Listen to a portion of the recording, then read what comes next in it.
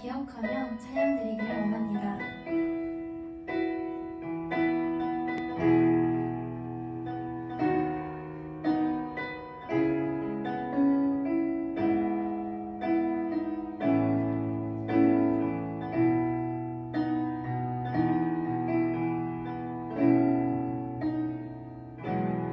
약할 때 강함 대신에 나의 보배가 되신 주 나의 모든 것.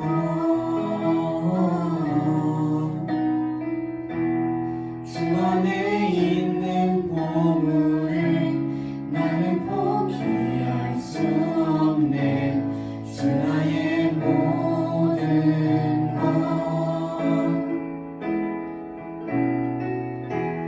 십자가 제사하셨네. 주님의 이름 찬양해. 주 나의 모든 것. 쓰러진 나를 세우고 나의 빈잔을 채우네. 주 나의 모든 것. 예수 어린 양 존귀한 이름. 예수 어린 양 존귀한 이름.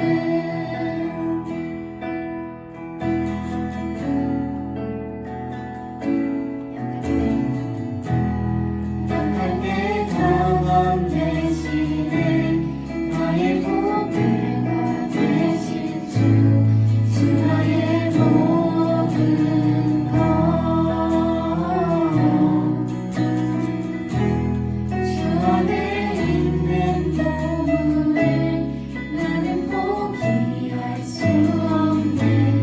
주 나의 모든 것.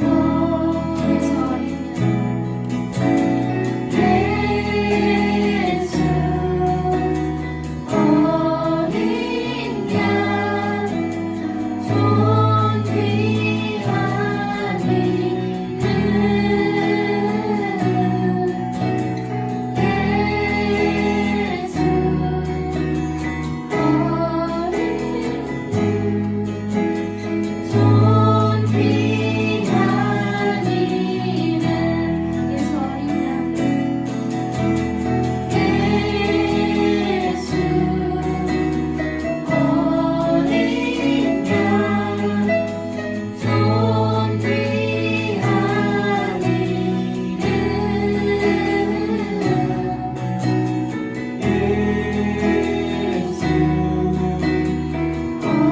어린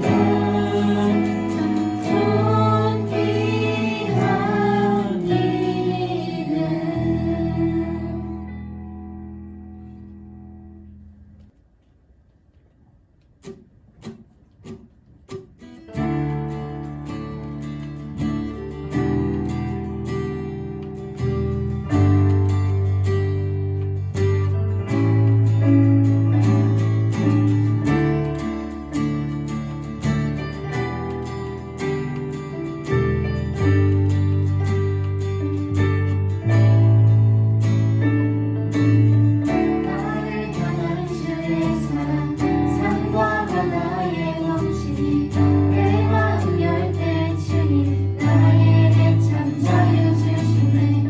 내 진리 속에 거하며 나의 손을 높이 들고 언제나 주님의 사랑을 노래하리. 나를 향한 주의 사랑 산과 바다에 넘치니 내 마음 열 때 주님 나에게 참 자유 주셨네.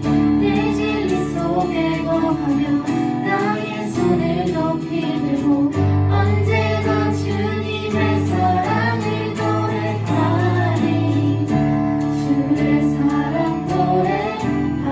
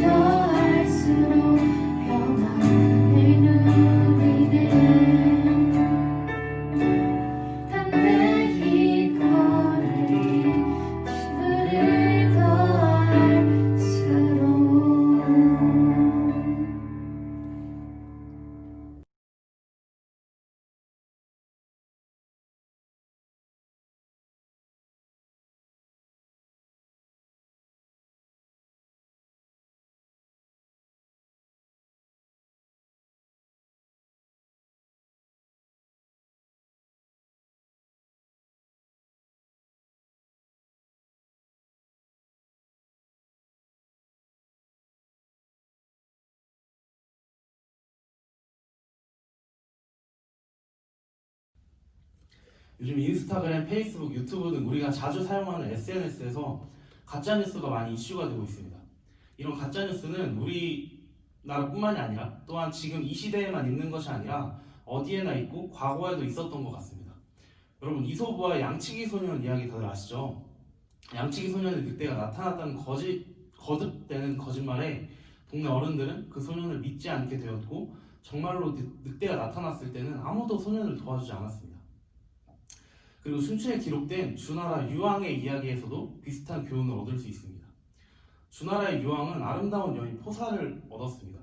이 포사는 매우 아름다웠지만 절대 유황에게 웃는 모습을 보여주지 않았어요. 주나라는 서쪽에 인접한 견유이 큰 위협이었는데 봉화를 통해서 제후들을 소집하고 방어를 했습니다. 어느 날 견융이 주나라를 침략했습니다. 주나라는 봉화를 올려서 제후들의 군대를 소집했죠. 그런데 그 모습을 본 포사가 웃기 시작한 거예요. 이후로 유황은 그녀의 웃음을 보기 위해서 특별한 침략이 없어도 봉화를 올렸습니다. 제후들은 봉화를 볼 때마다 허둥지둥 달려왔지만 이내 거짓이라는 것을 알게 되었습니다. 하지만 이렇게 거짓이 계속해서 반복되다가 견융이 다시 주나라를 침공한 거예요. 유황은 다급히 봉화를 올려 군대를 소집했지만 제후들은 군대를 보내지 않게 됩니다. 결국 주나라의 수도가 함락되고 유황은 살해되게 되었습니다. 이처럼 말의 힘은 말하는 사람이 누구냐가 아니라 얼마나 진실한가에 달려 있습니다. 즉 양치기 소년이 아닌 설령 왕처럼 높은 신분이라도 진실에 근거한 말이 아니면 사람을 움직일 수 없는 것입니다. 오늘 살펴볼 본문의 중심 주제인 권위 또한 마찬가지입니다. 권위는 사람의 위치나 능력에 달려있다고 착각하기 쉽지만 사실 하나님께서 부여하시는 권위가 진짜 권위인 것입니다. 오늘 본문의 문제는 표면적으로 모세가 구스 여자를 취한 것에서 시작됩니다. 어떤 사람은 이 구스 여자를 에디오피아인 것 같이 검은 피부의 여인으로 이해하지만 또 어떤 사람은 하박국 3장 7절 8절에 나오는 말씀처럼 구스인과 미디안이 동일한 것으로 표현된 것으로 근거로 십보라로 이해하기도 합니다. 구스 여자에게 관심이 가는 것은 사실이지만 더 중요한 것은 미리암과 아론이 모세를 비방하며 반기를 들었다는 점입니다.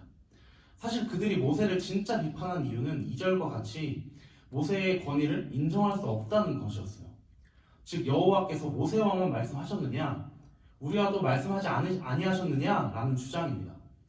미리암은 선지자의 역할을 감당했고 아론은 제사장의 역할을 감당했습니다. 이처럼 하나님과의 친밀성을 근거로 펼친 이들의 주장은 타당해 보일 수도 있습니다. 그러나 이들의 비방과 달리 3절에서 모세는 지면의 모든 사람보다 온유함이 더하였다라고 평가받으면서 이 비방은 합당하지 않음을 보여줍니다. 한편 하나님께서 직접 모세와 아론과 미리암을 부르십니다.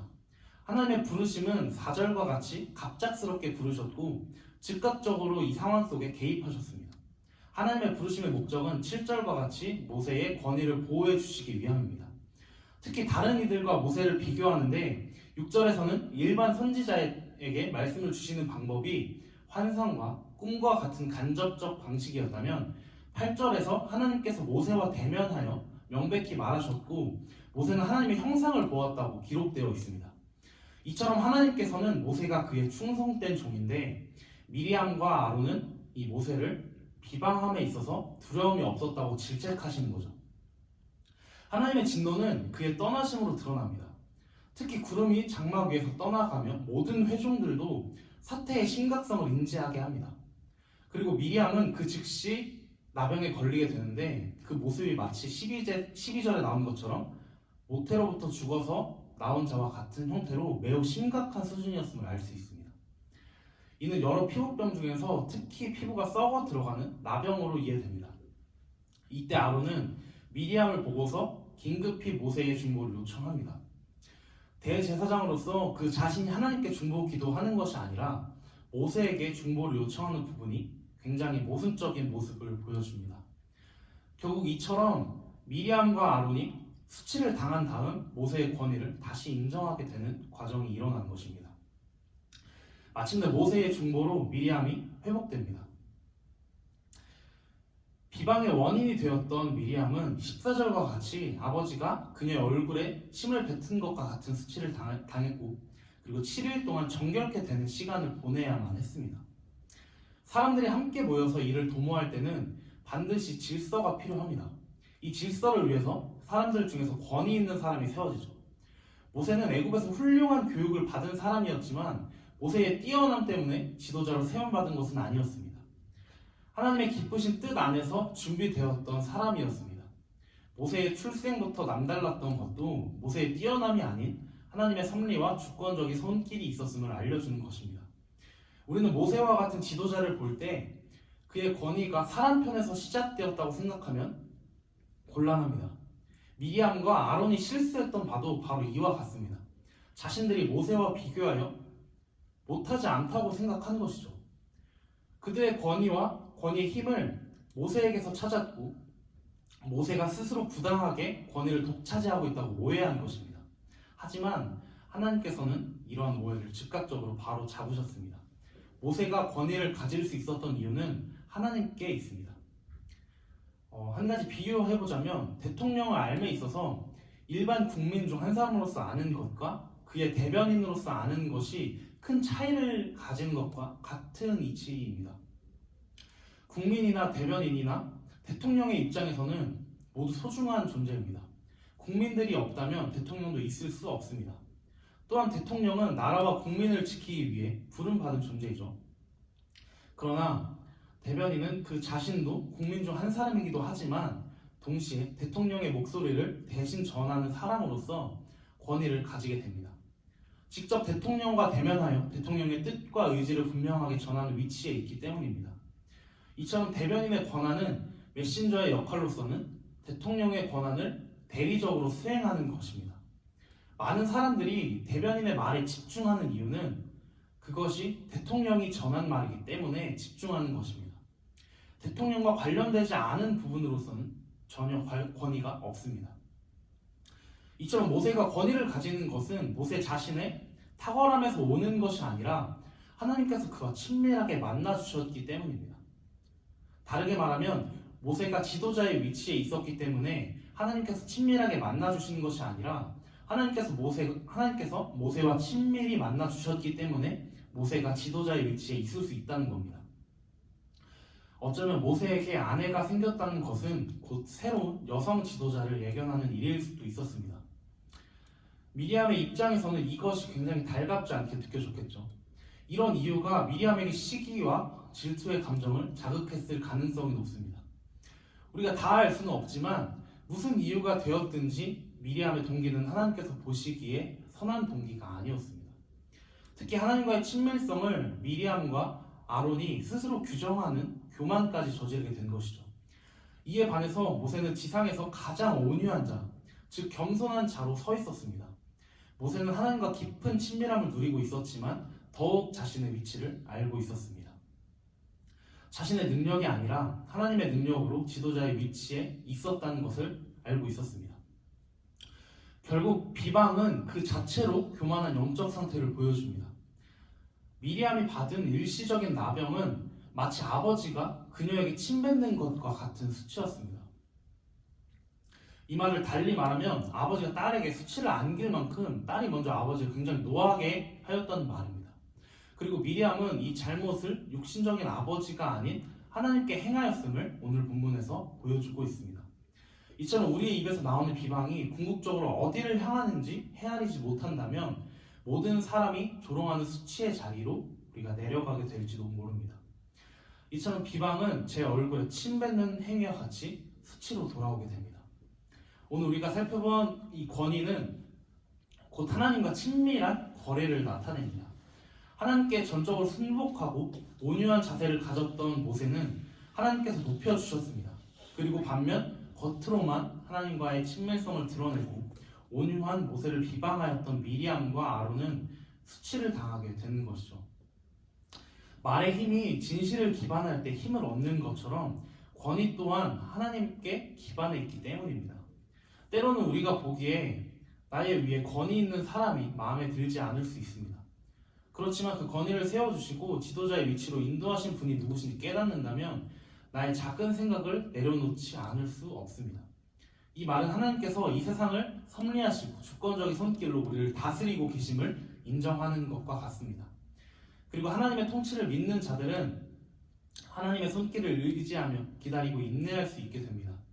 단순히 사람의 권위에 복종하는 것이 아니라 하나님의 통치에 복종하는 것입니다.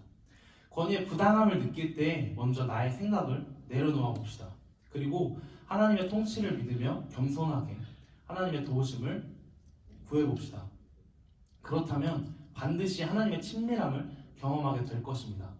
사랑하는 여러분, 우리 이러한 모두 온유한 자의 복이 함께하기를, 한 주간 그렇게 살아가기를 진심으로 축복합니다.